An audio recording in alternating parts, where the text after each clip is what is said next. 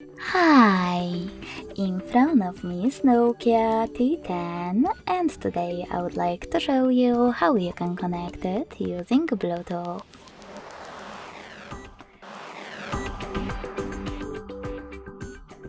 First of all, go into Devices settings and tap on Connected Devices right away. Then select Pair New Device and wait for available ones to show up. When they do, click on the one that you wish to connect to. Now tap on Pair in the pop-up and wait for the other device to do the same.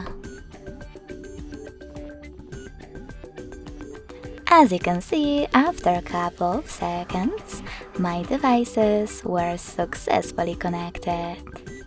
In order to disconnect them, tap on this gear located next to your device. Choose Forget, Next to Connect, and confirm your choice in the pop-up. Thanks so much for watching. If you enjoyed this video, don't forget to leave a like, comment, and subscribe. Bye!